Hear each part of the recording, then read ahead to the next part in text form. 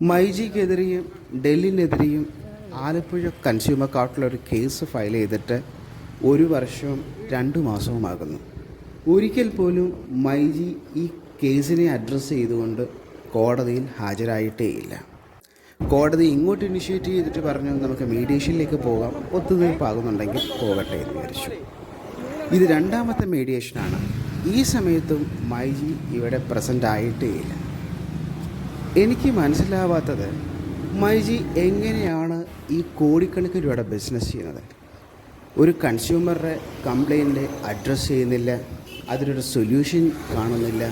അതോടൊപ്പം തന്നെ ആ കൺസ്യൂമർ ഒരു കോടതിയിൽ കേസ് ഫയൽ ചെയ്തിട്ട് അവരുടെ വെർഷൻ പോലും സബ്മിറ്റ് ചെയ്യാൻ മര്യാദ കാണിക്കാത്ത ഒരു സ്ഥാപനം എങ്ങനെയാണ് ഇത്രയും വലിയ ഒരു കോമ്പറ്റേറ്റീവ് വേൾഡിൽ നിലനിൽക്കുന്നത് എന്നുള്ളതാണ്.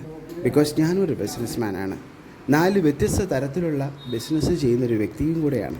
എനിക്കുണ്ടാകുന്ന ഓരോ ചെറിയ കൺസ്യൂമർ കംപ്ലൈൻറ്റും ഇമ്മീഡിയറ്റായിട്ട് സോൾവ് ചെയ്യാൻ വേണ്ടിയുള്ള എല്ലാ മാർഗ്ഗങ്ങളും ഞാൻ ചെയ്യാറുണ്ട്. ചില സാഹചര്യങ്ങളിലല്ല, പല സാഹചര്യങ്ങളിലും ഞാൻ കൺസ്യൂമറെ വീട്ടിൽ പോയി കണ്ട് ആ പ്രോബ്ലം സോൾവ് ചെയ്ത് അവർക്കൊരു കോംപ്ലിമെൻ്റ് കൂടെ ചെയ്യും. കാരണം കൺസ്യൂമറാണ് എന്നെ നിലനിർത്തുന്നത്.